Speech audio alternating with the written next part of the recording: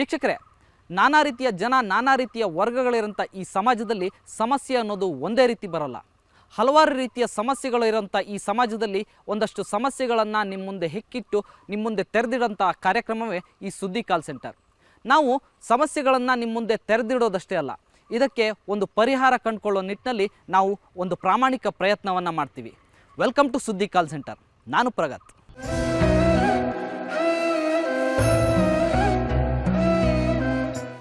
ವೀಕ್ಷಕರೇ, ಹೆಣ್ಣು ಅನ್ನೋದು ಒಂದು ಭೋಗದ ವಸ್ತು ಅಂತ ತಿಳ್ಕೊಂಡಿರೋಂಥ ಇವತ್ತಿನ ಈ ಸಮಾಜದಲ್ಲಿ ಆ ಹೆಣ್ಣು ಪ್ರತಿನಿತ್ಯ ದೌರ್ಜನ್ಯಕ್ಕೊಳಗಾಗಿರ್ತಾಳೆ. ಇವತ್ತಿನ ನಮ್ಮ ಸುದ್ದಿ ಕಾಲ್ ಸೆಂಟರ್ನಲ್ಲಿ ಒಂದು ದೌರ್ಜನ್ಯಕ್ಕೊಳಗಾದ ಹೆಣ್ಣಿನ ಕಥೆಯನ್ನು ನಾವು ನಿಮ್ಮ ಮುಂದೆ ತೆರೆದಿರ್ತೀವಿ.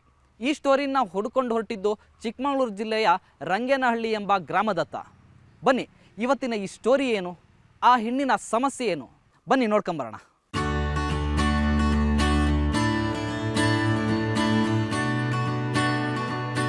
ವೀಕ್ಷಕರೇ, ಇವತ್ತಿನ ನಮ್ಮ ಸುದ್ದಿ ಕಾಲ್ ಸೆಂಟರ್ನಲ್ಲಿ ನಾವು ನಿಮಗೆ ತೋರಿಸೋಕೆ ಹೊರಟಿರೋ ಸ್ಟೋರಿ ಚಿಕ್ಕಮಗಳೂರು ಜಿಲ್ಲೆಯ ರಂಗೇನಹಳ್ಳಿ ಎಂಬ ಊರಿನದ್ದು. ತರೀಕೆರೆ ತಾಲೂಕಿನಲ್ಲಿ ಬರೋ ರಂಗೇನಹಳ್ಳಿ ಅನ್ನೋ ಊರು ಅತ್ತ ಮಲೆನಾಡು ಅಲ್ಲದ ಇತ್ತ ಬಯಲುಸೀಮೆನೂ ಅಲ್ಲದಂತ ಪ್ರದೇಶ. ಇಂಥ ಊರಲ್ಲಿ ನಡೆದಂತ ಒಂದು ಕುತೂಹಲಕಾರಿ ಸ್ಟೋರಿನ ಹುಡ್ಕೊಂಡು ನಾವು ಕೆಲವು ದಿನಗಳ ಕೆಳಗೆ ಆ ಊರಿಗೆ ಹೋಗಿದ್ವಿ.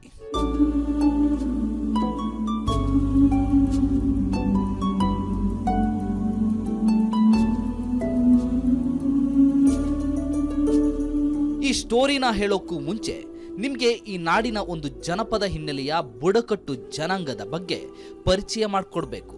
ಯಾಕಂದ್ರೆ ಈ ಸ್ಟೋರಿ ಸಹ ಆ ಕಮ್ಯುನಿಟಿಯನ್ನ ಪ್ರತಿನಿಧಿಸುವಂತ ಕಥೆಯಾಗಿದೆ.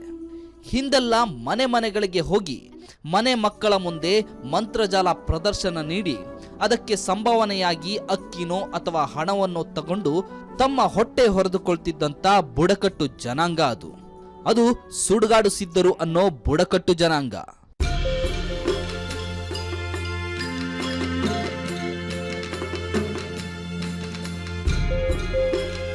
ಬದಲಾದ ಕಾಲಘಟ್ಟದಲ್ಲಿ ಇಂಥ ಸಣ್ಣ ಪುಟ್ಟ ಜನಾಂಗಗಳೆಲ್ಲ ತಮ್ಮ ಮೂಲ ಕಸುಬನ್ನ ಬಿಟ್ಟು ಪೇಟೆಗಳತ್ತ ವಲಸೆ ಬಂದು ಸ್ವಾವಲಂಬಿಗಳಾಗಿ ಬದುಕ್ತಿದ್ದಾರೆ. ಪೇಟೆ ಬೀದಿಗಳಲ್ಲಿ ಕೆಲವೊಂದು ಮ್ಯಾಜಿಕ್ಗಳನ್ನ ಮಾಡಿ ತಮ್ಮ ಪ್ರತಿಭೆಯನ್ನ ಪ್ರದರ್ಶಿಸಿ ಹೊಟ್ಟೆ ಹೊರ್ಕೊಳ್ಳೋದು ಈ ಜನಾಂಗದ ಮೂಲ ಕಸುಬು. ಇದೊಂದು ಜನಪದ ಕಲೆ ಅಂತಲೂ ಗುರುತಿಸಿಕೊಂಡಿದೆ ಸಹ. ಆದರೆ ಈ ಮೂಲ ಕಸುಬುಗಳೆಲ್ಲ ಈಗ ಸ್ಟೇಜ್ ಮೇಲಷ್ಟೇ ಆಗಿ ಹೋಗಿದೆ. ಆದರೆ ಈಗಲೂ ಸಹ ಅಲ್ಲೊಂದು ಇಲ್ಲೊಂದು ಇಂಥ ಕಸುಬು ಮಾಡೋರು ಕಂಡು ಬರ್ತಾರೆ. ಈ ಒಂದು ಸ್ಟೋರಿಗೆ ಇಷ್ಟೊಂದು ಪೀಠಿಕೆ ಯಾಕಂತ ನೀವು ಯೋಚಿಸಬಹುದು. ನಾವು ಇಷ್ಟೆಲ್ಲ ಪೀಠಿಕೆ ಕೊಟ್ಟಿದ್ದು ಯಾಕಂದ್ರೆ ಇವತ್ತಿನ ಈ ಸ್ಟೋರಿ ಸಹ ಈ ಸುಡುಗಾಡು ಸಿದ್ಧರ ಕಮ್ಯುನಿಟಿಯಿಂದ ಬಂದಂತ ಒಂದು ಕುಟುಂಬದ ಕುರಿತದ್ದು. ಇವರ ಹೆಸರು ಶಿವಕುಮಾರ್ ಅಂತ. ಕಷ್ಟಪಟ್ಟು ದುಡಿದು ಬೆಂಗಳೂರಿನಲ್ಲಿ ರೆಡಿ ಚಿಕನ್ ಕಂಪನಿಯೊಂದರಲ್ಲಿ ಡ್ರೈವರ್ ಆಗಿ ಕೆಲಸ ಮಾಡಿಕೊಂಡು ಇವತ್ತು ಹುಟ್ಟೂರು ರಂಗೇನಹಳ್ಳಿಯಲ್ಲಿ ಸ್ವಂತದ್ದೊಂದು ಪುಟ್ಟ ಮನೆ ಮಾಡಿಕೊಂಡು ಸ್ವಾವಲಂಬಿಯಾಗಿ ಇರೋ ಮನುಷ್ಯ ಇವರು.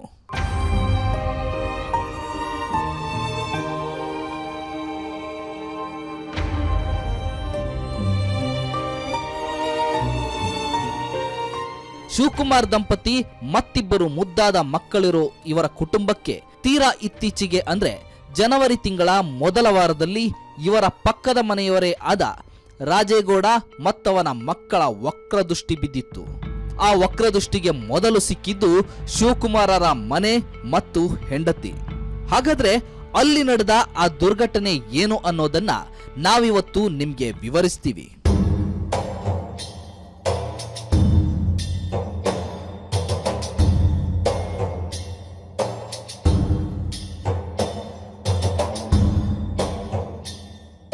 ಸುಡುಗಾಡು ಸಿದ್ಧರ ಸಮುದಾಯದ ಶಿವಕುಮಾರರ ಪಕ್ಕದ ಮನೆಯವರಾದ ರಾಜೇಗೌಡನ ಮಗ ಕೃಷ್ಣ ಅಲಿಯಾಸ್ ಕಿಟ್ಟಿ ಒಬ್ಬ ಹಿಂದೂ ಸಂಘಟನೆಯ ಕಾರ್ಯಕರ್ತ. ಸಂಘಟನೆಯ ಮೂಲಕ ಈಗಾಗಲೇ ಒಂದಷ್ಟು ಸಭೆ ಸಮಾರಂಭ ಅಂತ ಇದ್ದವನಿಗೆ ಒಂಚೂರಾದ್ರೂ ಸಾಮಾಜಿಕ ಜವಾಬ್ದಾರಿ ಅನ್ನೋದು ಇರಬೇಕಿತ್ತು. ಆದ್ರೆ ಈತ ಎಲ್ಲ ಬಿಟ್ಟು ಮಾಡಿದ್ದು ಮಾತ್ರ ಮನೆಹಾಳು ಕೆಲಸ.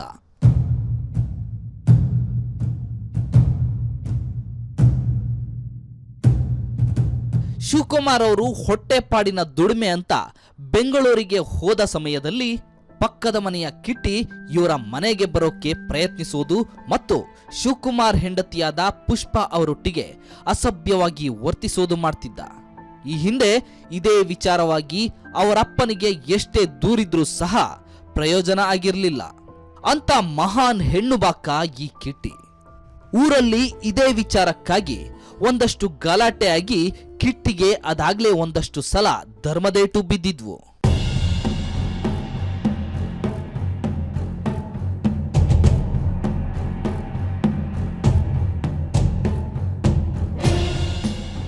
ಆದ್ರೆ ಆ ದಿನ ಮಾತ್ರ ಶಿವಕುಮಾರ್ ಅವರು ಮನೆಯಲ್ಲಿಲ್ಲದ ಸಮಯ ನೋಡಿ ಕುಡಿದ ಮತ್ತಿನಲ್ಲಿದ್ದ ಕಿಟ್ಟಿ 2 ಗಂಟೆ ರಾತ್ರಿ ಸುಮಾರಿಗೆ ಶಿವಕುಮಾರ್ ಮನೆ ಕದ ತಟ್ಟಿದ್ದಾನೆ. ಇಂಥ ಆಘಾತವನ್ನ ನಿರೀಕ್ಷೆ ಮಾಡದ ಶಿವಕುಮಾರ್ ಪತ್ನಿ ಪುಷ್ಪ ಅವರು ಯೋಚಿಸದೆ ಯಾರೋ ಪರಿಚಿತರು ಇರಬಹುದೆಂದು ಬಾಗಿಲು ತೆಗೆದಿದ್ದಾರೆ. ನಂತರ ಏಕಾಏಕಿ ಈ ಪುಷ್ಪ ಅವರ ಮೇಲೆ ಕಿಟ್ಟಿ ಎರಗೋಕ್ಕೆ ಹೋಗಿದ್ದಾನೆ. ಅದು ಹೇಗೋ ತಪ್ಪಿಸಿಕೊಂಡ ಪುಷ್ಪ ಅವರು ಅಕ್ಕಪಕ್ಕದವರನ್ನೆಲ್ಲ ಕೂಗಿ ಕರೆದ ನಂತರ ಕಾಮುಕ ಕಿಟ್ಟಿ ಅಲ್ಲಿಂದ ತಪ್ಪಿಸಿಕೊಂಡು ಓಡಿ ಹೋಗಿದ್ದಾನೆ.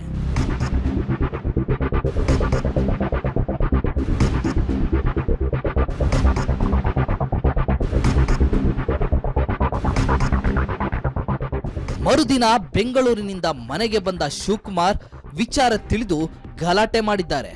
ಮನೆಯಲ್ಲಿಲ್ಲದ ಹೊತ್ತಲ್ಲಿ ಇನ್ನೊಬ್ಬರ ಮನೆಗೆ ಹೋಗಿ ಈ ತರ ಅಸಭ್ಯವಾಗಿ ನಡ್ಕೊಂಡಿದ್ದನ್ನ ಖಂಡಿಸಿ ತಮಗಾದ ಅನ್ಯಾಯಕ್ಕೆ ಕುಪಿತಗೊಂಡು ನ್ಯಾಯ ಪಂಚಾಯಿತಿ ಆದ್ರೆ ಸರಿ, ಇಲ್ಲ ಅಂದ್ರೆ ಪೊಲೀಸರಿಗೆ ಕಂಪ್ಲೇಂಟ್ ಕೊಡ್ತೀವಿ ಅಂತ ಕಿಟ್ಟಿ ತಂದೆ ರಾಜೇಗೌಡನಿಗೆ ಎಚ್ಚರಿಕೆ ಕೊಟ್ಟಿದ್ದಾರೆ. ನಂತರ ಮರುದಿನ ರಾತ್ರಿ ಶಿವಕುಮಾರ್ ಅವರ ಮನೆಯಲ್ಲಿ ಎಲ್ಲರೂ ಮಲಗಿದ್ದ ಹೊತ್ತಿನಲ್ಲಿ ರಾಜೇಗೌಡ ಮತ್ತು ಅವನ ಮಕ್ಕಳು ಸೇರ್ಕೊಂಡು ಇವರ ಮನೆ ಸುತ್ತಲೂ ಪೆಟ್ರೋಲ್ ಸುರಿದು ಬೆಂಕಿ ಹಚ್ಚಿದ್ದಾರೆ. ಈ ಬೆಂಕಿಗೆ ಶಿವಕುಮಾರರ ಬೈಕ್ ಹತ್ತಿ ಉರಿದು ಹೋಗಿದೆ.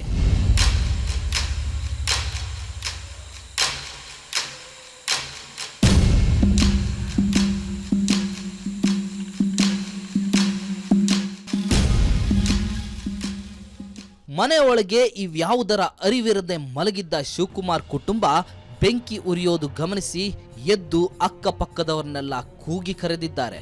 ಮರುದಿನ ಬೆಳಗ್ಗೆ ಈ ವಿಚಾರದಲ್ಲಿ ರಾಜೇಗೌಡನ ವಿರುದ್ಧ ಶಿವಕುಮಾರ್ ಕಂಪ್ಲೇಂಟ್ ಮಾಡಿದ ನಂತರ ರಾಜೇಗೌಡ ಮತ್ತವನ ಮಗ ಕಿಟ್ಟಿ ತಲೆ ತಪ್ಪಿಸಿಕೊಂಡು ಹೋದವರು ಇವತ್ತಿನವರೆಗೂ ಪತ್ತೆಯಾಗಿಲ್ಲ. ರಾತ್ರಿ ಅವತ್ತು ಸಂಜೆ ಗಲಾಟೆ ಆಯಿತು ಅಂತ ಹೇಳ್ದೆ. ಆಮೇಲೆ ಸುಮ್ಮನಾದು ನಾವು ಟೇಷನ್ನು ಅದು ಇದು ಅಂತ ಹೇಳಿ ಸುಮ್ಮನಾದು. ರಾತ್ರಿ ಬೆಂಕಿ ಇದು ಮಾಡಿದಾಗ ರಾತ್ರಿ 4 ಗಂಟೆ ಸಮಯ ಅಷ್ಟೊತ್ತಿಗೆ ಫೋನ್ ಮಾಡ್ದೆ. ಫಸ್ಟ್ ನನಗೆ ಫೋನ್ ಮಾಡಿದ್ದವನು. ನಾನು ಬಂದೆ. ನಾನು ಬರೋವತ್ತಿಗೆ ಅವನಿಗೆ ಚಿಲ್ಕ ಹಾಕಿದ್ರು, ಮುಂದ್ಗಡೆ ಚಿಲ್ಕ ಹಾಕಿದ್ರು, ಬೈಕೆಲ್ಲ ಸುತ್ತಾಯಿತು. ಅಕ್ಕಪಕ್ಕದವರೆಲ್ಲ ಬಂದು ಒಂಚೂರು ಬೆಂಕಿ ನೀರು ಗೀರೆಲ್ಲ ಹಾಕಿ ಕೆಡಿಸ್ತಿದ್ರು. ಅಷ್ಟೊತ್ತಿಗೆ ನಾನು ಬಂದು ಅವರಿಗೆಲ್ಲ ಹೆಲ್ಪ್ ಮಾಡಿ ಎಲ್ಲರಿಗೂ ಕಳಿಸ್ದೆ. ಸ್ಥಳೀಯರಿಗೆಲ್ಲ ಲೀಡ್ರುಗಳಿಗೆಲ್ಲ ನಾನು ಇಲ್ಲಿ ಬರೋಕ್ಕೆ ಫೋನ್ ಮಾಡಿ ಕರೆಸ್ದೆ. ಅವರೆಲ್ಲರೂ ಬಂದರು. ಆಮೇಲೆ ಕಂಪ್ಲೇಂಟ್ ಮಾಡಿದ್ದು.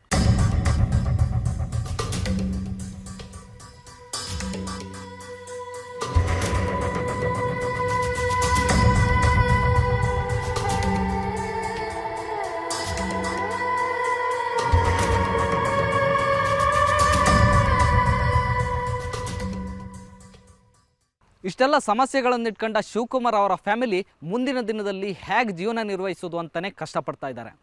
ಹಾಗೆ ಅವರ ಮುಂದಿನ ನಡೆ ಏನು ಅದನ್ನು ನೋಡೋಣ ಒಂದು ಚಿಕ್ಕ ಬ್ರೇಕ್ನ ನಂತರ. ವೆಲ್ಕಮ್ ಬ್ಯಾಕ್ ಟು ಸುದ್ದಿ ಕಾಲ್ ಸೆಂಟರ್. ವೀಕ್ಷಕರೇ, ಇಷ್ಟೆಲ್ಲ ಘಟನೆ ನಡೆದ ಹಿನ್ನೆಲೆಯಲ್ಲಿ ಶಿವಕುಮಾರ್ ಮತ್ತು ಇವರ ಫ್ಯಾಮಿಲಿ ಬಗ್ಗೆ ಈ ಊರಿನ ಜನ ಏನು ಹೇಳ್ತಾರೆ ಬನ್ನಿ ನೋಡ್ಕೊಂಬರೋಣ.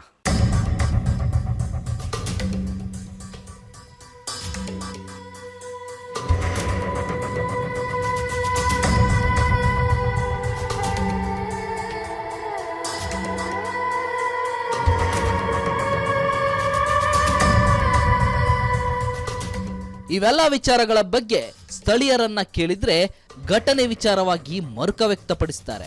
ಅಷ್ಟೇ ಅಲ್ಲ, ಪಕ್ಕದ ಮನೆಯವನೇ ಆದ ರಾಜೇಗೌಡ ಮತ್ತು ಆತನ ಮಗ ಕಿಟ್ಟಿಯ ಬಗ್ಗೆ ಅಸಹ್ಯದ ಮಾತನಾಡ್ತಾರೆ. ಈ ಕಿರಾತಕ ತಂದೆ ಮಕ್ಕಳ ಬಗ್ಗೆ ಊರಲ್ಲಿ ಯಾರೊಬ್ಬರ ಬಳಿಯೂ ಒಳ್ಳೆ ಅಭಿಪ್ರಾಯನೇ ಇಲ್ಲ. ಎಲ್ರೂ ಇವರನ್ನ ತಾರಾಮಾರ ತಾರಾಟಗೆ ತೆಗೆದುಕೊಳ್ಳೋರೆ. ಯಾರಿಗೂ ಕೇಡು ಬಯಸದೆ ಪ್ರೀತಿ ವಿಶ್ವಾಸದಿಂದ ಎಲ್ಲರ ವಿಶ್ವಾಸ ಗಳಿಸಿದ್ದ ಶಿವಕುಮಾರ್ ಕುಟುಂಬಕ್ಕೆ ಈ ರೀತಿಯ ಆಘಾತಕಾರಿ ಘಟನೆ ಸದ್ಯಕ್ಕೆ ಅರಗಿಸಿಕೊಳ್ಳೋಕೆ ಆಗದ ವಿಚಾರವೇ ಸರಿ. ಕಿಟ್ಟಿಯ ಹೆಣ್ಣು ಬಾಕತನಕ್ಕೆ ಬಲಿಯಾಗಬೇಕಾಗಿದ್ದ ಒಂದು ಸಂಸಾರ ಸ್ವಲ್ಪದರಲ್ಲೇ ತಪ್ಪಿಸಿಕೊಂಡಿದೆ. ಮೂರು ಬಿಟ್ಟವರು ಊರಿಗೆ ದೊಡ್ಡವರು ಅಂದಂತೆ ಕಿಟ್ಟಿ ಈಗಾಗಲೇ ರಾಜಕೀಯದಲ್ಲಿ ಗುರುತಿಸಿಕೊಂಡಿರೋದು ಅಂತಿಂತ ವ್ಯಕ್ತಿಗಳ ಜೊತೆ ಅಲ್ಲ. ಈ ಫೋಟೋ ನೋಡಿದ್ರೆ ಈತನ ಹಿಂದೆ ಯಾರ್ಯಾರಿದ್ದಾರೆ ಅಂತ ನಿಮ್ಗೆ ಗೊತ್ತಾಗತ್ತೆ.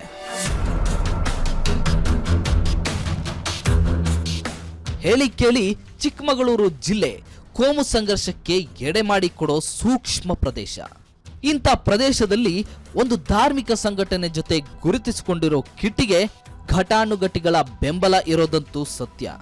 ಇನ್ನು ಇವನ ತಂದೆ ರಾಜೇಗೌಡನ ವ್ಯವಹಾರ ಎಂಥದ್ದು ಅನ್ನೋದು ಮಾತ್ರ ಇನ್ನೂ ನಿಗೂಢ.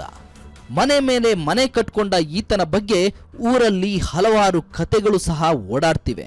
ಇವ್ರನ್ನೇನಾರು ಹಿಡಿದ್ರೆ ಇವ್ರು ಹೆಂಗಿದ್ರು, ಏನಾದರೂ, ಎಲ್ಲಿ ಬಂದರು ಎಲ್ಲ ಗೊತ್ತಾಗುತ್ತೆ. ಎಲ್ಲಿಂದ ಬಂದರು, ಏನಾಯಿತು, ಇವರು ಸುಮಾರು 10 ವರ್ಷದಿಂದ ಏನಾಗಿದ್ದರು, ಎಲ್ಲಿದ್ದು, ಏನು ಮಾಡ್ತಾಯಿದ್ರು, ಅದರಿಂದ ಈಗ ಹೆಂಗಿದ್ದಾರೆ ಅದು ತಾನಾಗೇ ಅದು ಬೆಳಕಿಗೆ ಬರುತ್ತೆ.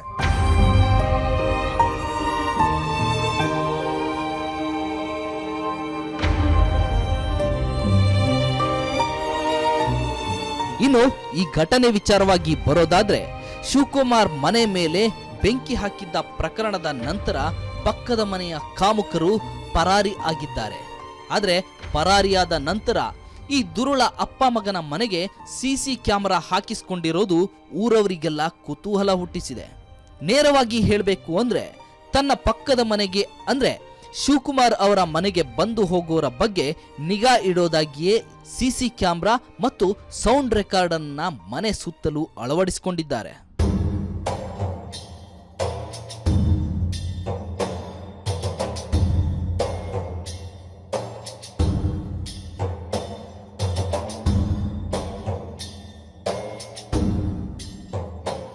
ಹೆಣ್ಣು ಮಗಳ ತಂಟೆಗೆ ಬಂದಿದ್ದು ಒಂದ್ ಕಡೆ ಆದ್ರೆ ಮನೆ ಸುಡಲು ಮುಂದಾಗಿದ್ದು ಇನ್ನೊಂದು.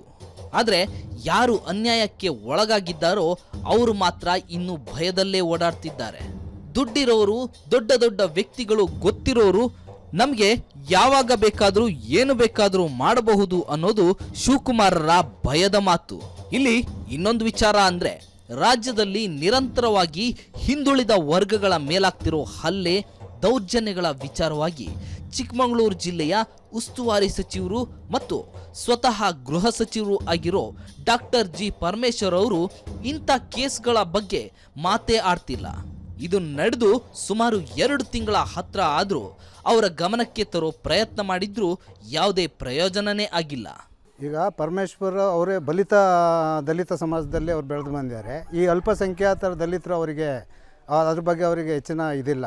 ಅದೇ ಅವ್ರ ಜನಾಂಗ ಮತ್ತು ಎಡಗೈ ಬಲಗೈ ಯಾವ್ದಾರ ಆಗಿದ್ದರೆ ಇಷ್ಟೊತ್ತಿಗೆ ಉಗ್ರವಾದ ಹೋರಾಟ ಮಾಡಿಸ್ತಾಯಿದ್ರು. ಆಮೇಲೆ ಪೊಲೀಸಿಗೆ ಅದಕ್ಕೆ ಇದಕ್ಕೆ ರಕ್ಷಣೆಗೆಲ್ಲ ವ್ಯವಸ್ಥೆ ಮಾಡ್ತಾಯಿದ್ರು. ಇದನ್ನು ನಿರ್ಲಕ್ಷ್ಯ ಮಾಡ್ತಾಯಿದ್ದಾರೆ ಪರಮೇಶ್ವರ್, ಗೃಹ ಮಂತ್ರಿಯವರು ನಿರ್ಲಕ್ಷ್ಯ ಮಾಡ್ತಾಯಿದ್ದಾರೆ.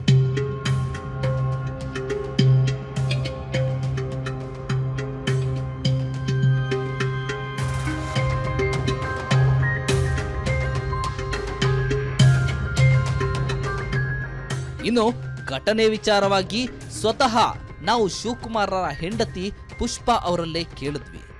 ನಿಜಕ್ಕೂ ಆ ಹೆಣ್ಣು ಮಗಳು ಅಂಜುತ್ತಲೇ ಈ ವಿಚಾರವನ್ನ ನಮ್ಮ ಜೊತೆ ಹೇಳ್ಕೊಂಡ್ರು.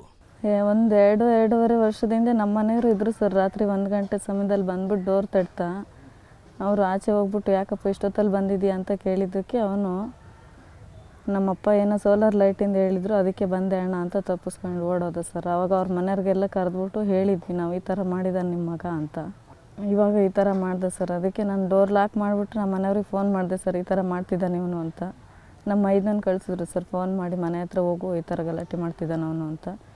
ಅವ್ರು ಬಂದರು, ಅವನು ಒಳಗೆ ಓಡೋಗ್ಬಿಟ್ಟ ಸರ್. ಬರೋ ಅಷ್ಟೊತ್ತಿಗೆ ಅಕ್ಕಪಕ್ಕದವರೆಲ್ಲ ಎದ್ದಿದ್ರು ಸರ್ ಆ ಟೈಮಲ್ಲಿ. ಆಮೇಲೆ ನಾನು ನಮ್ಮ ಮನೆಯವ್ರಿಗೆ ಕಾಲ್ ಮಾಡಿ ಬರೋಕ್ಕೆ ಹೇಳಿದೆ. ಅವ್ರು ಬಂದರು ಸರ್ ಇಲ್ಲಿಗೆ. ರಾತ್ರಿ ಭಾನುವಾರ ರಾತ್ರಿ ಬಂದ್ಬಿಟ್ಟು ಅವ್ರ ಅಪ್ಪನಿಗೆ ಫೋನ್ ಮಾಡಿದ್ರು ಸರ್. ಅವ್ರ ಅಪ್ಪನಿಗೆ ಫೋನ್ ಮಾಡಿದ್ಮೇಲೆ ಆ ಅಪ್ಪ ಸೋಮವಾರ ಬೆಳಗ್ಗೆ ಬಂದರು. ನನ್ನ ಮಗನಿಗೆ ಮದುವೆ ಸೆಟ್ ಆಗಿದೆ, ಈ ವಿಷಯ ಎಲ್ಲರೂ ಆಚೆ ಲೀಕ್ ಮಾಡಿದ್ರೆ ನೀವು ಚೆನ್ನಾಗಿರಲ್ಲ, ಪರಿಸ್ಥಿತಿ ಎದುರಿಸ್ಬೇಕಾಗುತ್ತೆ. ನಿಮ್ಮನ್ನು ಇಲ್ಲಿ ಬೆಳೆಯೋಕ್ಕೆ ಬಿಟ್ಟಿದ್ದೆ ತಪ್ಪು ನಾನು. ನೀವು ನಮಗಿಂತ ಕೀಳ್ಮಟ್ಟದ ಜನಾಂಗದವರು, ಇಲ್ಲಿ ಜಾಗ ಕೊಟ್ಟಿರೋದೇ ನಿಮ್ಮ ಮೊದಲು ತಪ್ಪು. ನಾವು ನಿಮ್ಮನ್ನು ಹಂಗೆ ಮಾಡಿಬಿಡ್ತೀನಿ ಹಿಂಗೆ ಮಾಡಿಬಿಡ್ತೀನಿ ಅಂತ ಧಮಕಿ ಹಾಕಿದ್ರು ಸರ್. ಸೋಮವಾರ 3:30 ಟೈಮಿಗೆ ಮುಂದೆ ಲಾಕ್ ಮಾಡಿ ಸುತ್ತ ಪೆಟ್ರೋಲ್ ಹಾಕಿ ಅವ್ರ ಅಪ್ಪ ಮಗ ಸೇರಿ ಬೆಂಕಿ ಹಾಕಿದ್ರು ಸರ್. ಕೇಳಿದ್ರಲ್ಲ, ಇವತ್ತಿಗೂ ಈ ಕುಟುಂಬ ನಡೆದ ಘಟನೆ ಬಗ್ಗೆ ಆತಂಕ ವ್ಯಕ್ತಪಡಿಸಿದೆ. ಎಲ್ಲಿ ಯಾವಾಗ ಏನಾಗುತ್ತೋ ಅನ್ನೋ ಭಯ ಇಬ್ಬರಲ್ಲೂ ಇದೆ. ಈಗೇನೋ ಕೇಸ್ ಹಾಕಿದ್ದಾರೆ, ನಾಳೆ ಹೊರ ಬಂದೇ ಬರ್ತಾರೆ, ನಾವು ಏನು ಅನ್ನೋದನ್ನ ತೋರಿಸ್ತೀವಿ ಅನ್ನೋದು ಆರೋಪಿಗಳ ಮನೆಯವರ ಉಳಿದವರ ಮಾತುಗಳು ಇವರಿಗೆ ರಾತ್ರಿ ನಿದ್ದೆ ಕೂಡ ಇಲ್ಲದಂತೆ ಮಾಡಿ ಹಾಕಿದೆ. ಅವ್ರ ಅಣ್ಣ ಒಬ್ಬ ಇದ್ದಾನೆ ಸರ್ ಮನೇಲಿ, ಅವನು ಊರು ತುಂಬ ಎಲ್ಲ ಹೇಳ್ಕೊಂಡು ತಿರುಗ್ತಾನಂತೆ ಸರ್. ಅವನು 3 ತಿಂಗಳಷ್ಟೇ ಬೇಲ್ ಮೇಲೆ ಆಚೆಗೆ ಬಂದರೆ ಆಮೇಲೆ ಇದೆ ಅವರಿಗೆ ಹಂಗೆ ಮಾಡ್ತೀವಿ, ಅವ್ರು ಹಿಂಗೆ ಮಾಡ್ತೀವಿ, ಅವ್ರ ಪಕ್ಕದಲ್ಲಿ ಬದುಕಲಿ ನೋಡೋಣ ನಮ್ಮನ್ನು ಎದುರಾಕೊಂಡು ಅಂತ ಎಲ್ಲ ಹೇಳ್ತಾನಂತೆ ಸರ್. ಅವ್ರಿಗೆ ಏನು ಮಾಡೋಕ್ಕೂ ಏಸ್ತಾ ಇರೋರು ಸರ್. ನಾವು ಆಚೆ ಹೋಗಿ ಹೊರಗೆ ಬರೋದೇ ಕಷ್ಟ ಆಗಿದೆ ಸರ್. ಹಾಕಿದ ಬಾಕ್ಲು ಸಂಜೆವರೆಗೂ ತೆಗಿಯೋದಿಲ್ಲ. ಅವರಿಂದ ನಮ್ಗೆ ರಕ್ಷಣೆ ಬೇಕು ಸರ್, ರಕ್ಷಣೆ ಇಲ್ಲ. ಅವ್ರು ಯಾವ ಟೈಮಲ್ಲಿ ಏನು ಮಾಡ್ತಾರೆ ಅಂತಲೂ ಗೊತ್ತಿಲ್ಲ. ಇನ್ನು ಇವೆಲ್ಲ ವಿಚಾರಗಳ ಬಗ್ಗೆ ಸ್ವತಃ ಶಿವಕುಮಾರ್ ನಮ್ಮ ಜೊತೆ ಮಾತಾಡೋಕೆ ಕೂತ್ರು. ಅವರ ಮಾತಿನ ದಾಟಿಯಲ್ಲೇ ಅವರೊಳಗಿರೋ ನೋವು, ಆತಂಕ ಏನು ಅನ್ನೋದನ್ನ ನೀವೇ ನೋಡಿ. ಸರ್, ನಾನು ವರ್ಷದ ದಿನ ಕೋಳಿ ಲೋಡಿಗೆ ಅಂತೇಳಿ ದೊಡ್ಡಬಳ್ಳಾಪುರ ಹೋಗಿದ್ದೆ. ದೊಡ್ಡಬಳ್ಳಾಪುರದಲ್ಲಿ ಫೋನ್ ಬಂತು, 4 ಕಾಲು ಫೋನ್ ಬಂತು. ಅವತ್ತು ವರ್ಷ ವಿಶ್ ಮಾಡಿ ಇದ್ವಿ. ನಾನು ಸಡನ್ಲಿ ಏನು ಮಾಡ್ತೀನಿ ಅಂದರೆ ಬರಲ್ಲ ಅಂತೇಳ್ಬಿಟ್ಟು ಅವಾಗವಾಗ ಬರ್ತಾಯಿರ್ತೀನಿ. ನಾನು ವಾರಕ್ಕೆ 15 ದಿನಕ್ಕೆ 10 ದಿನಕ್ಕೆ 8 ದಿನಕ್ಕೆ ಹಿಂಗೆಲ್ಲ ಬರ್ತಾಯಿರ್ತೀನಿ. ನಮ್ಮ ಮನೆಯವರು ನಾನು ಬಂದಿದ್ದೀನಿ ಅಂತೇಳಿ ಡೋರ್ ತಟ್ಟಿದ್ದಾರೆ ಅಂತೇಳಿ ಡೋರ್ ತೆಗೆದಿದ್ದಾರೆ. ಅಷ್ಟೊತ್ತಿಗೆ ಅವನು ಪಕ್ಕದ ಮನೆಯವನಿಗೆ ಕಿಟ್ಟಿ ಅನ್ನೋನು ಹಿಡ್ಕೊಂಡು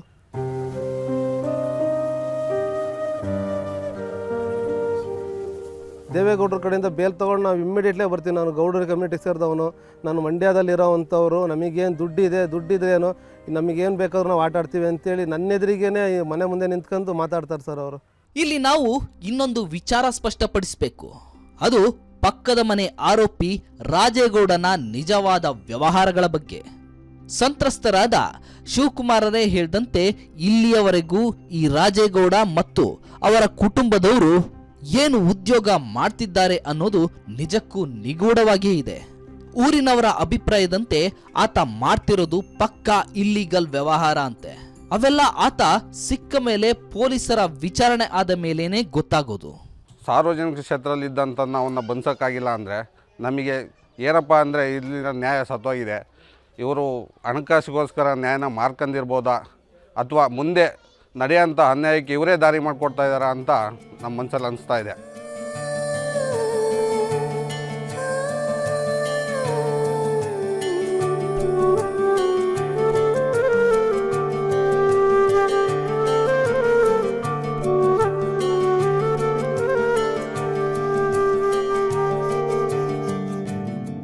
ವೀಕ್ಷಕರೇ, ಈ ಒಂದು ದೌರ್ಜನ್ಯ ಪ್ರಕರಣದ ವಿಚಾರವಾಗಿ ಈ ಕೇಸನ್ನು ಹ್ಯಾಂಡಲ್ ಮಾಡ್ತಿರ್ತಕ್ಕಂಥ ಅಧಿಕಾರಿಗಳೇನು ಹೇಳ್ತಾರೆ ಹಾಗೂ ಸಾಮಾಜಿಕ ಕಾರ್ಯಕರ್ತರ ನಿಲುವೇನು ಅದನ್ನೆಲ್ಲ ನೋಡೋಣ ಒಂದು ಚಿಕ್ಕ ಬ್ರೇಕ್ನ ನಂತರ. ವೆಲ್ಕಮ್ ಬ್ಯಾಕ್ ಟು ಸುದ್ದಿ ಕಾಲ್ ಸೆಂಟರ್. ವೀಕ್ಷಕರೇ, ಈ ಪ್ರಕರಣವನ್ನು ಕೈಗೆತ್ತಿಕೊಂಡಿರೋಂಥ ಅಧಿಕಾರಿ ವರ್ಗದವರು ಈ ಪ್ರಕರಣದ ವಿಚಾರವಾಗಿ ಏನೇನು ಹೇಳ್ತಾರೆ ಬನ್ನಿ ನೋಡ್ಕೊಂಬರೋಣ.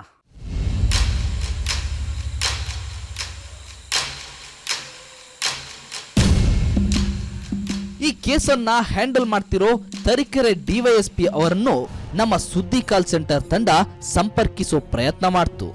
ಆದ್ರೆ ಡಿವೈಎಸ್ಪಿ ಅವರು ಎಲ್ಲೋ ದೂರ ಇದ್ದಾರೆ ಅನ್ನೋ ಮಾಹಿತಿ ಸಿಕ್ಕಿದ್ರಿಂದ ಆ ಕೇಸಿನ ವಿಚಾರವಾಗಿ ಒಂದು ಸ್ಪಷ್ಟನೆ ಕೊಡಲೇಬೇಕು ಅಂತ ದೂರವಾಣಿ ಮೂಲಕವೇ ಕೇಳ್ಕೊಂಡ್ವಿ. ಯಾಕಂದ್ರೆ ಇದು ತಳವರ್ಗಗಳ ಮೇಲಿನ ದೂರಷ್ಟೇ ಅಲ್ಲ, ಹೆಣ್ಣು ಮಗಳ ಮೇಲೆ ನಡೆದ ದೌರ್ಜನ್ಯ ಕೂಡ ಹೌದು. ಹಲೋ ಸರ್, ತರೀಕೆರೆ ಡಿವೈಎಸ್ಪಿ ಅಲ್ಲ ಸರ್? ಹೌದು ಸರ್, ನಾನು ಪ್ರಗತ್ ಅಂತ ಸುದ್ದಿ ಟಿವಿಯಿಂದ ಕಾಲ್ ಮಾಡ್ತಿರೋದು. ಹೇಳಿ ಸರ್, ಏನು ಗೊತ್ತಾ, ಇಲ್ಲಿ ರಂಗೇನಹಳ್ಳಿಲಿ ಒಂದು ಮಹಿಳೆ ಮೇಲೆ ಒಂದು ದೌರ್ಜನ್ಯ ಪ್ರಕರಣ ಆಯ್ತು. ಅದ್ರ ಬಗ್ಗೆ ನಿಮ್ಗೆ ಗಮನಕ್ಕೆ ಬಂದಿರ್ಬೋದು ಅನ್ಸುತ್ತೆ. ಅದು ಆರೋಪಿ ಸಿಕ್ಕಿದ ಮೇಲೆ ಇದಕ್ಕೆ ಬೇರೆ ಟ್ವಿಸ್ಟ್ ಬರಬಹುದು. ನಾನು ಈಗಲೇ ಹೇಳಿಕ್ಕೆ ಇಷ್ಟಪಡೋದಿಲ್ಲ. ಖಂಡಿತ ಬೇರೆ ಬೇರೆ ರೂಮರ್ಸ್ಗಳು ನಾವು ಕೇಳ್ತಾ ಇದ್ವಿ. ಬಟ್ ಪೊಲೀಸ್ ನಾವು ತನಿಖೆ, ನಮ್ಮ ಒಬ್ಬ DSP ತನಿಖೆ, ನಾವು ಆ ರೂಮರ್ಸ್ ಮೇಲೆ ಕೆಲಸ ಮಾಡಕ್ ಬರುದಿಲ್ಲ. ಹೌದು. ಈಗ ಪಕ್ಕ ನಮ್ಗೆ ಒಂದು ಕ್ಯೂ ಸಿಕ್ಕಿದ್ರೆ ಮಾತ್ರ ತಮ್ಮ ಕಡೆ ಮಾತಾಡಬಹುದಾಗಿತ್ತು. ಬಟ್ ಬೇರೆ ರೂಮರ್ಸ್ಗಳು ಇದ್ದಾವೆ, ನಾವು ತಮ್ಗೆ ಹೇಳಿಕ್ಕೆ ಇಷ್ಟಪಡೋದಿಲ್ಲ. ಯಾಕಂದ್ರೆ ನಾವು ಹೇಳಿದ್ರೆ ತಪ್ಪಾಗತ್ತೆ, ಸುಳ್ಳು ಇರಬಹುದು ಅಲ್ವಾ. ಟ್ವಿಸ್ಟ್ ಬೇರೆ ಬೇರೆ ಅವನ ಸಿಕ್ಕಿದ ಮೇಲೆ ಬೇರೆ ಟ್ವಿಸ್ಟ್ ಕೂಡ ಬರಬಹುದು. ನಾವು ಕೂಡ ಪ್ರಾರ್ಥನೆ ಮಾಡ್ತೀವಿ ಬೇಗ ಸಿಗ್ಲಿ ಅಂತ. ಅವರು ಯಾಕೆ ಗೊತ್ತಾ, ಈಗ ಅವ್ರು ಸಿಕ್ಕ ನಂತರ ನಿಮ್ಮ ಮುಂದಿನ ಆಕ್ಷನ್ಗಳು ಮುಂದೆ ಈ ತರದ ಪ್ರಕರಣ ಆಗದೆ ಇರೋಂತ ಒಂದು ಬೆಳವಣಿಗೆಗೆ ಇದಾಗ್ಲಿ ಅಂತ ನಾವು ಆಶಿಸ್ತೀವಿ sir. Thank you very much. ಇನ್ನು ಈ ಕೇಸ್ ಹಳ್ಳ ಹಿಡಿಯಬಹುದು, ರಾಜಕೀಯ ಪ್ರಭಾವ ಬಳಸಿ ಕಿಟ್ಟಿ ಮತ್ತು ಅವರ ಅಪ್ಪ ಈ ಕೇಸ್ನಿಂದ ಖುಲಾಸೆ ಕೂಡ ಆಗಬಹುದು ಅನ್ನೋದು ಸ್ಥಳೀಯರ ಅಭಿಪ್ರಾಯ. ಸ್ಥಳೀಯರ ಅಭಿಪ್ರಾಯದಂತೆ ಯೋಚಿಸಿದ್ರು ಕೇಸ್ ಆಗಿ ಈಗಾಗಲೇ 2 ತಿಂಗಳು ಕಳೆದ್ರೂ ಆರೋಪಿಗಳನ್ನ ಪತ್ತೆ ಮಾಡಕ್ಕೆ ಆಗದ ಹಿನ್ನೆಲೆಯಲ್ಲಿ ಅವರನ್ನ ಅಧಿಕಾರಿಗಳೇ ಬಚಾವ್ ಮಾಡ್ತಿದ್ದಾರೆ ಅನ್ನೋದು ಸಹ ಜನರ ಗುಮಾನಿ. ಉಸ್ತುವಾರಿ ಮಿನಿಸ್ಟರ್ ಆಗಿ 1 ತಿಂಗಳು 20 ದಿನದಿಂದ ಹೋರಾಟ ಮಾಡಿ ನಮ್ಮ SP ಸಾಹೇಬ್ರಿಗೂ ಅಣ್ಣಾಮಲೈ ಅವ್ರಿಗೂ ಹೇಳಿದ್ರು, ಏನು ಕ್ರಮ ತಗೊಂಡಾಳೆ. ನಮ್ಮ ದಲಿತ ಮಹಿಳೆಗೆ ಇಷ್ಟೆಲ್ಲ ಅನ್ಯಾಯ ಆಗಿದ್ರು, ಅವರು ಒಬ್ಬರು ದಲಿತರಾಗಿ ಈ ರೀತಿ ನಮಗೆ ತುಂಬ ಅನ್ಯಾಯ ಆಗಿದೆ, ಇದ್ರ ಬಗ್ಗೆ ಸರಿಯಾಗಿ ಕ್ರಮ ತಗೊಂಡು ನಿಮ್ಮ ವಾಹಿನಿ ಪ್ರಕಾರನಾದರೂ ನ್ಯೂಸ್ ಮುಟ್ಟಿ ಸರಿಯಾದ ಕ್ರಮ ತಗೊಂಡು ಇಷ್ಟು ದಿವಸ ತಪ್ಪಿಸ್ಕೊಂಡಿರೋ ಆ ಕಳ್ಳರು ಇನ್ನೂ ಹಿಡ್ದಿಲ್ಲ. ಈ ನಮ್ಮ ಲೋಕಲ್ ಪೊಲೀಸ್ ಅವರಿಗೆ ಸಪೋರ್ಟ್ ಮಾಡ್ಕೊತ ಅವರಿಗೆ ತಪ್ಪಿಸ್ಕೊಳಕ್ಕೆ ದಾರಿ ಮಾಡಿಕೊಡ್ತಾ ಇದ್ದಾರೆ. ಇನ್ನು ಕಿಟ್ಟಿಯ ಮತ್ತವನ ತಂದೆಯ ರಾಜಕೀಯ ಹಿನ್ನೆಲೆ ಬಗ್ಗೆ ಹೇಳಬೇಕು. ಅದೇನಂದ್ರೆ ಇವರ ಹಿಂದೆ ನಿಂತಿರೋ ಸಂಘ ಪರಿವಾರದ ಪರ ಹೋರಾಟ ಮಾಡೋ CT ರವಿಯವರು ಕಿಂತ ಕ್ರಿಮಿನಲ್ ಹಿನ್ನೆಲೆಯವರಿಗೆ ಯಾಕೆ ಸಪೋರ್ಟ್ ಮಾಡ್ತಿದ್ದಾರೆ ಅನ್ನೋದು ಎಲ್ಲರಲ್ಲೂ ಅನುಮಾನ ಹುಟ್ಟಿಸುವಂತೆ ಮಾಡ್ತಿದೆ. ಅಥವಾ ಇಂಥ ಹುಂಬ ಹುಡುಗರನ್ನೇ ಬೇಕಂತಲೇ ಈ ಚಿಕ್ಕಮಗಳೂರು ಶಾಸಕ ಬೆಳೆಸ್ತಿರ್ಬೋದಾ ಅಂತಲೂ ಒಂದು ಸಣ್ಣ ಅನುಮಾನ ಹುಟ್ಟುತ್ತೆ.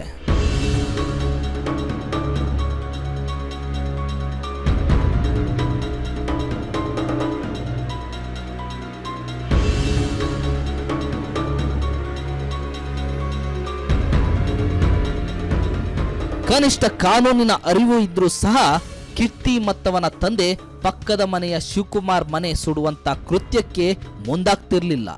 ಅಥವಾ ಈಗಾಗಲೇ ಅನುಮಾನ ಬಂದಂತೆ ಹಲವಾರು ಕಾನೂನು ಬಾಹಿರ ಚಟುವಟಿಕೆಗಳಲ್ಲಿ ತೊಡಗಿದವರು ಇಡೀ ಒಂದು ಕುಟುಂಬವನ್ನ ಮುಗಿಸೋ ಹುನ್ನಾರ ಹಾಕಿದ್ದು ಸಹ ಇವರೆಂಥ ಹಿಂಸಾ ಪ್ರವೃತ್ತಿಯವರು ಅನ್ನೋದನ್ನ ಸಾರಿ ಹೇಳುತ್ತೆ.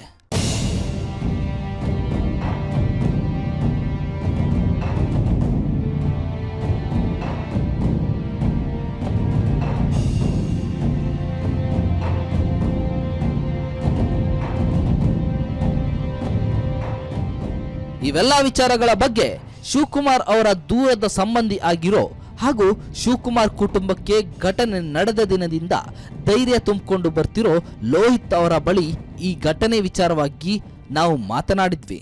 ಈ ರೀತಿ ದೌರ್ಜನ್ಯ, ಈ ರೀತಿ ಅನ್ಯಾಯಗಳು ನಮಗೆ ನಿರಂತರ ನಮ್ಮ ಸಮುದಾಯ, ನಮ್ಮ ಅಲೆಮಾರಿ ಸುಡುಗಾಡಿಸಿದ್ದ ಸಮುದಾಯದ ಮೇಲೆ ನಿರಂತರವಾಗಿ ನಡೀತಾನೆ ಬಂದಿದೆ. 60 ದಿನ ಆಗಿರ್ಬೋದು. ಇವತ್ತವರೆಗೂ ಆರೋಪಿಗಳು ಇಬ್ಬರು, ಕೃಷ್ಣ ಮತ್ತು ಅವ್ರ ತಂದೆ ರಾಜಪ್ಪ, ಕೋಟಿ ರಾಜಪ್ಪ ಅಂತ ಕರೀತಾರೆ, ಅವರಿಬ್ಬರದ್ದು ಯಾವುದೇ ರೀತಿ ಸುಳಿವು ಸಿಕ್ಕಿಲ್ಲ. ಪೊಲೀಸವ್ರದ್ದು ಯಾವ ರೀತಿ ಕೆಲಸ ಮಾಡ್ತಾರೆ ನಮಗಂತೂ ಅರ್ಥ ಆಗ್ತಾ ಇಲ್ಲ. ಎಂತೆಂಥವ್ರನ್ನೂ ಹಿಡಿತಾರೆ. ಅವ್ರನ್ನ ಮೊದಲು ಇಬ್ಬರನ್ನು ಬಂಧಿಸಬೇಕು. ಆರೋಪಿಗಳನ್ನು ಬಂಧಿಸಿ ಅವ್ರ ಹಿನ್ನೆಲೆ, ಅವ್ರು ಯಾವ ರೀತಿ ಏನು ಅನ್ನೋದು ಅವ್ರಿಗೆ ಸಂಪೂರ್ಣ ಈ ಕೇಸ್ ಹೊರತಾಗೂ ಸಾಕಷ್ಟು ನಾವು FIR ಕಾಪಿಲಿ ನೋಡಿದ್ರೆ ಗೊತ್ತಾಗುತ್ತೆ. ಸಾಕಷ್ಟು ವಿಚಾರಗಳನ್ನು ನಾವು ವ್ಯಕ್ತಪಡಿಸಿದ್ದೀವಿ. ಅದನ್ನೆಲ್ಲ ಸಂಪೂರ್ಣವಾಗಿ ತನಿಖೆ ಆಗಬೇಕು. ತನಿಖೆ ಆಗಿ ಇದು ಏನು ಒಂದು ನಮಗೆ ನ್ಯಾಯಾಲಯದಿಂದ ನ್ಯಾಯ ಸಿಗುತ್ತೆ ಅದು ಅತಿ ಶೀಘ್ರದಲ್ಲಿ ಆಗಬೇಕು. ಇಷ್ಟೆಲ್ಲ ಘಟನೆ ಆದ್ರೂ ರಾಜ್ಯ ಮಹಿಳಾ ಆಯೋಗ ಅದ್ಯಾವ ಸೆಲೆಬ್ರಿಟಿಗಳ ರಾಜಿ ಪಂಚಾಯಿತಿ ಮಾಡ್ತಾ ಕೂತಿದ್ದಾರೋ ಗೊತ್ತಾಗ್ತಿಲ್ಲ. ಅಮಾಯಕ ಹೆಣ್ಣು ಮಕ್ಕಳ ಮೇಲೆ ದೌರ್ಜನ್ಯ ಪ್ರಕರಣ ದಿನದಿಂದ ದಿನಕ್ಕೆ ಹೆಚ್ಚಾಗ್ತಿರೋ ಬೆನ್ನಲ್ಲೇ ಈ ಪ್ರಕರಣದ ಮೇಲೆ ಮಹಿಳಾ ಆಯೋಗ ಸಹ ಹೆಚ್ಚಿನ ಗಮನ ಹರಿಸಬೇಕು ಅನ್ನೋದು ಸುದ್ದಿ ಕಾಲ್ ಸೆಂಟರ್ನ ಕಳಕಳಿಯ ಮನವಿ. ತುಂಬ ಭಯ ಇದೆ ಸರ್. ಮಕ್ಕಳನ್ನ ಇಟ್ಕೊಂಡು ಇಂಥವ್ರ ಪಕ್ಕದಲ್ಲಿ ಹೆಂಗೆ ಸರ್ ಜೀವನ ಮಾಡೋದು ನಾವು? ಇಲ್ಲಿ ಇರೋಕ್ಕೆ ಕಷ್ಟ ಅನಿಸುತ್ತೆ ಸರ್. ಅವ್ರ ಪಕ್ಕದಲ್ಲೇ ಇರೋದು, ಯಾವ ಟೈಮಲ್ಲಿ ಏನು ಬೇಕಾದ್ರೂ ಮಾಡ್ಬೋದು ಸರ್. ನಮಗೆ ಜೀವದ ಭಯನೇ ತುಂಬ ಇದೆ ಸರ್. ಮಕ್ಕಳು ಆಚೆ ಕಳಿಸ್ತಾ ಇಲ್ಲ, ಎಲ್ಲೋದ್ರೆ ಏನು ಮಾಡ್ತಾರೋ ಅಂತ. ರಾಜ್ಯದಲ್ಲಿ ನಿರಂತರವಾಗಿ ತಳವರ್ಗಗಳ ಮೇಲಾಗ್ತಿರೋ ಶೋಷಣೆ ವಿಚಾರದಲ್ಲಿ ಸೂಕ್ತ ಕಾನೂನುಗಳು ಇದ್ರೂ ಸಹ ಇಂಥ ರಾಜಕೀಯ ಹಿನ್ನೆಲೆ ಇರೋ ವ್ಯಕ್ತಿಗಳನ್ನ ಮುಟ್ಟೋಕೆ ಆಗ್ತಿಲ್ಲ. ಇನ್ನು ಸುದ್ದಿ ಕಾಲ್ ಸೆಂಟರ್ ಇವೆಲ್ಲ ವಿಚಾರಗಳ ಬಗ್ಗೆ ಹಿರಿಯ ವಕೀಲರಾದ CS ದ್ವಾರಕಾನಾಥ್ ಅವರ ಬಳಿ ಮಾತಿಗೆ ಕುತ್ಕೊಂತು. ಹಾಗೆ ಈ ಘಟನೆ ಬಗ್ಗೆ ತಮ್ಮ ನಿಲುವೇನು ಅಂತ ಕೇಳ್ತು. ನೋಡಿ, ಮತ್ತೆ ಮಹಿಳಾ ಪರ ಸಂಘಟನೆಗಳು ಈಗಾಗಲೇ ಇನ್ವಾಲ್ವ್ ಆಗಬೇಕಾಗಿತ್ತು. ಈಗಾಗಲೇ ನಿಮ್ಮ ಚಾನಲ್ಲೇ ಇದ್ರ ಬಗ್ಗೆ ಅನೇಕ ಸಲ ನೀವು ಪ್ರಚಾರವನ್ನು ಕೊಟ್ಟಿದ್ದೀರಿ. ಇದುವರೆಗೂ ಕೂಡ ಇನ್ವಾಲ್ವ್ ಆಗ್ತಾ ಇಲ್ಲ. ಅಲ್ಲೂ ಕೂಡ ನನಗನ್ಸುತ್ತೆ ಬಹುಶಃ ಈ ತಳ ಸಮುದಾಯಗಳಾದರೆ ಅವರು ಬರಲ್ವೇನೋ ಅಂತ ಅನಿಸ್ಬಿಟ್ಟಿದೆ. ನನಗೆ ಗೊತ್ತಿರುವಂತಹ ಮಹಿಳಾ ಪರ ಸಂಘಟನೆಗಳನ್ನು ನಾನು ಮತ್ತೂ ರಿಕ್ವೆಸ್ಟ್ ಮಾಡ್ಕೊಳ್ತಾ ಇದ್ದೀನಿ, ದಯವಿಟ್ಟು ಇದರಲ್ಲಿ ಇನ್ವಾಲ್ವ್ ಆಗಿ ಆ ಹೆಣ್ಣುಮಗಳಿಗೆ, ಅತ್ಯಂತ ಇದಕ್ಕೆ ಒಳಗಾದಂತಹ ಆ ಹೆಣ್ಣುಮಗಳಿಗೆ ನೀವು ರಕ್ಷಣೆಯನ್ನು ಕೊಡುವಂತಹ ಒಂದು ಕೆಲಸವನ್ನು ಮಾಡಬೇಕು. ಆತ ಸಂಘ ಪರಿವಾರದ ವ್ಯಕ್ತಿ ಆಗಿದ್ದರೂ ಕೂಡ ಕಾಂಗ್ರೆಸ್ ಸರ್ಕಾರದಲ್ಲಿ ಇಷ್ಟೊಂದು ಸ್ಟ್ರಾಂಗ್ ಆಗಿರ್ತಾನೆ ಅಂತ ಹೇಳಿದ್ರೆ ನನಗೆ ಸಂಘ ಪರಿವಾರಕ್ಕೂ ಕಾಂಗ್ರೆಸ್ಗೂ ವ್ಯತ್ಯಾಸ ಕಾಣಿಸ್ತಾ ಇಲ್ಲ. ಅವರಿಬ್ಬರು ಕೂಡ ಒಂದೇ ರೀತಿಯಲ್ಲಿ ನನಗೆ ಕಾಣಿಸ್ತಾ ಇದ್ದಾರೆ. ಇಲ್ಲಿ ಒಂದು ಅಹಿಂದ ಸರ್ಕಾರದಲ್ಲಿ ಅತ್ಯಂತ ತಳ ಸಮುದಾಯಗಳಿಗೆ ನೀವು ಒಂದು ರಕ್ಷಣೆಯನ್ನು ಕೊಡಲಿಲ್ಲ. ಒಂದು ರಕ್ಷಣೆ ಅಟ್ಲೀಸ್ಟ್ ಒಂದು ಸೈಕಲಾಜಿಕಲ್ ಕಾನ್ಫಿಡೆನ್ಸ್ ಅವರಲ್ಲಿ ತುಂಬಲಿಲ್ಲ ಅಂತ ಹೇಳಿದ್ರೆ ನಿಮ್ಮ ಸರ್ಕಾರಗಳು ಫೇಲ್ ಆಗಿದ್ದಾವೆ ಅಂತ ಅರ್ಥ. ಈ ಸಮುದಾಯಗಳನ್ನು ನೀವು ಕಾಪಾಡೋದ್ರಲ್ಲಿ ಫೇಲ್ ಆಗಿದ್ದೀರ ಅಂತ ಅರ್ಥ.